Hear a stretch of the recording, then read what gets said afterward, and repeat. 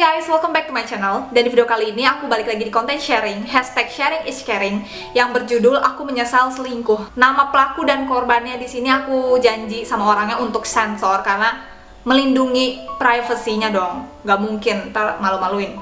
Dan ya semoga video ini bisa menjadi pembelajaran untuk kita semua dan semoga bermanfaat buat kalian. Kalau misalkan kalian menunggu ceritanya bagaimana, let's go start it.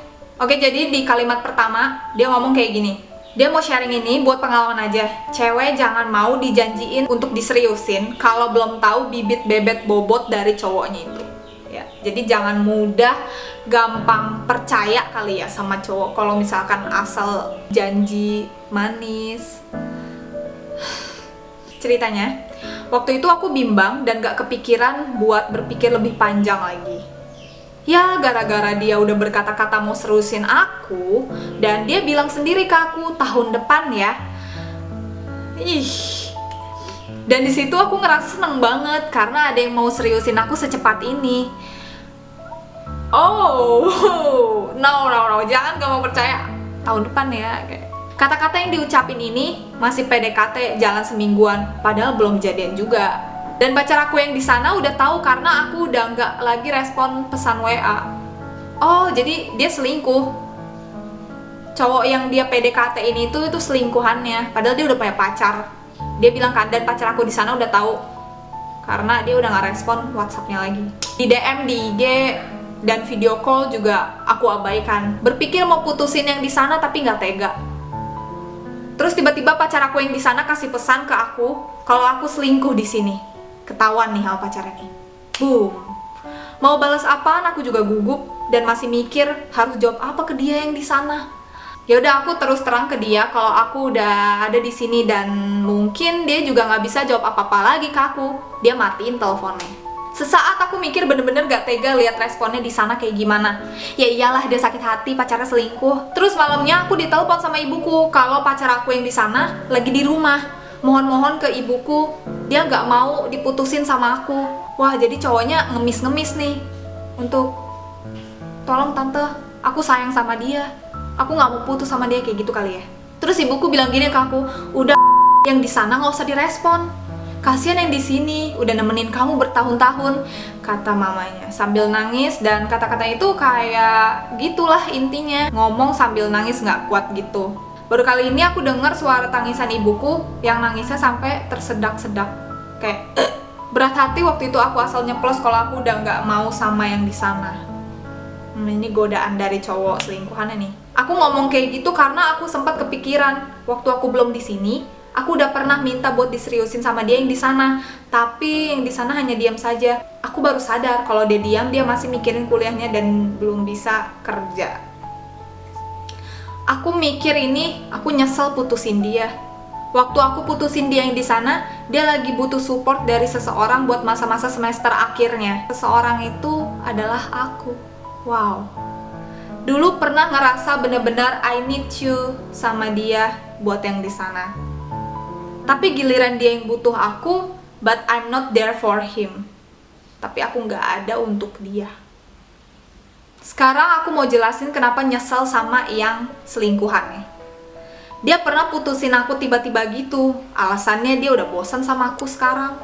Bahkan dia bilang ke aku lewat pesan WhatsApp yang tertulis jelas kamu itu nggak jelas. Selingkuhannya bilang kamu itu nggak jelas. Catet. Dan di sini ada screenshotannya, nggak apa-apa ya aku tunjukin di sini. Pokoknya dia ngomong kayak gini. Apa sih? Terserah Anda. Intinya saya mau memutus karma denganmu. Saya berdoa semoga Anda bahagia dan mendapatkan yang baru yang bisa membahagiakan kehidupan Anda. Lebih baik cari yang lebih baik sesuai dengan apa yang diinginkan oleh Anda. Ini ngomongnya kayak baku banget sih. Ngomongnya kayak Anda, saya. Padahal hubungan pacaran kan harusnya ngomongnya nggak perlu. Mungkin karena ini lagi putus kali ya, jadinya ngomongnya kayak Anda, saya, kamu. Kaku banget. Ya, mohon Anda tidak mengganggu saya dan wanita saya yang ini. Sudah sampai di sini, Anda dan saya ditakdirkan untuk menjadi seorang teman, bahkan bukan menjadi suami istri. Banyak hal yang tidak sejalan saya dengan Anda. Oh, oke. Apa yang saya inginkan kamu tidak bisa mengerti, begitu pula apa yang Anda inginkan saya juga tidak mengerti. Jadi kayak nggak bisa saling mengerti gitu. Ini dia ngetiknya nggak jelas banget sih. Karena itulah juga sebuah hubungan harus diakhir agar tidak saling menderita, dan saya bahagia dengan kehidupan saya sekarang tanpa kamu. Buat Anda lihat-lihat, saya pun sudah memiliki kehidupan yang baru dengan teman wanita saat ini. Nah, dia ngomong nih ke selingkuhannya. Iya, saya bodoh karena awalnya saya mencintai orang yang salah, yang membuat saya nyaman dan dapat mengerti tentang kondisi saya yang sekarang. Ya nggak masalah, saya tidak peduli itu. Ya udah tahu salah, kenapa masih Anda genggam dan terus hadir dalam pikiran? Lebih baik cari yang lebih sesuai dengan apa yang diinginkan oleh Anda. Ini ribet banget sih ngomongnya. Gue gedek anjir sama bahasanya. Kenapa saya? Hati yang punya Anda kok membuat orang lain repot? Ini nggak ada hati anjir nih orang. Maaf. Ya itu salah di Anda yang bodoh. Anda itu lemah sebagai cewek. Hei, Anda itu lemah sebagai cewek katanya. Gue sebagai cewek kayak rada gedek nih. Dia ngomong kalau cewek itu, awas lo ya. Bodoh, terserah. Yang jelas Anda bodoh. Lebih baik cari yang lebih dari pacar Anda sebelumnya. Ini kayaknya dia kena balesannya nggak sih, karena dia udah selingkuh sama cowok lain dan selingkuhannya itu malah ngatain dia bodoh. Ya hidup tuh berputar guys, roda kehidupan tuh nggak pernah berhenti. Jadi ya gitu, semua bakal kena dengan hasil perbuatannya sendiri gitu loh. Seharusnya saya tidak melakukan hal itu ke Anda. Jadikan itu sebagai kenangan dan tutup buku untuk masa lalu. Semoga Anda bahagia dan dapat membuka lembaran baru di kehidupan Anda untuk orang yang mencintai Anda lebih dari sebelumnya. Oke, karena dia udah putus sama selingkuhannya, pertengkaran itu cuma terjadi di WhatsApp. Dan dia bilang sendiri katanya kalau cowok berani, harusnya berani terus terang dong, ngomongnya face to face gitu. Cowoknya tuh sampai update status gitu loh. Janganlah menempelkan harapan yang tinggi kepada orang yang tidak berhati-hati dengan perasaan ini. Berhenti mencari seseorang yang sempurna untuk dicintai, lebih baik belajar dan persiapkan diri menjadi seseorang yang pantas untuk dicintai. Dari semua status-status dia cuma embel-embel doang. Gak bisa buktiin apa-apa yang dia katakan. Suka bilang orang lemah, tapi dianya lemah juga. Suka nyalain orang lain, tapi dianya gak mau introspeksi diri. So ganteng. Dia yang bilang punya cewek, tapi firasat aku ceweknya cuma saat dan jadi temen, gak lebih. Habis waktu sakit hati sama dia, bangetnya aku katain emang ada yang mau sama dia. Maaf aku lihat dari bibit bobot bebetnya, kasihan tuh. Sekian cerita dari aku, baru ngalamin perjalanan cinta dengan drama sepanjang ini, dan tentunya buat aku salah pilih dan tentunya kecewa. Sakit hati banget, tapi di sisi positif aku bersyukur gak lanjut sama orang ini dan cepet buat move on. Semoga cerita ini membuat aku benar-benar belajar dari pengalamanku sendiri dan pengalaman buat yang lainnya. Semoga bermanfaat. Oke, kita simpulkan dari semua cerita-cerita ini. Mari kita bedah satu persatu. Dan aku juga bakal mengungkapkan opini aku berdasarkan cerita ini. Jadi yang pertama, cewek ini udah punya cowok nih. Mereka udah pacaran, udah menjalani komitmen. Tapi karena LDR. Soalnya kan dia bilang cowok yang di sana, tapi aku di sini selingkuh. Berarti LDR dong gitu. Dan di sini cowoknya tuh udah setia gitu loh. Dan gak berani untuk serius dulu ke jenjang kayak menikah maksudnya. Dan cowoknya itu gak berani untuk mengatakan aku mau serius sama kamu sampai nikah, itu belum berani karena mungkin dianya belum kerja, belum punya duit sendiri. Kan malu ya kalau misalkan pengen nikah tapi belum punya duit, mau tinggal di mana gitu, mau beli rumah belum bisa kan. Nah, cewek ini tuh kayak gak sabaran. Cewek ini bilang kayak, kenapa sih kamu diem aja kalau misalkan aku tanyain kapan kita nikah, kapan kita menjalani hubungan ke jenjang yang lebih serius. Nah, mulai dari situ cewek ini kesel nih sama pacarnya karena diem aja kalau ditanyain serius. Karena cowoknya masih berjuang di semester akhir kuliah. Gue tahu sih rasanya kalau misalkan capek kuliah di semester mau akhir tuh, memang ya kita harus fokusnya ke kuliah dulu, nggak bisa fokus kemana-mana. Mulai situlah matanya lirik kemana-mana, dia mulai kesini, ke selingkuhannya. Akhirnya dia selingkuh, dan si selingkuhannya ini menggoda cewek ini, dan cewek ini akhirnya tergoda. Dia bilang katanya, aku mau seriusin kamu tahun depan deh.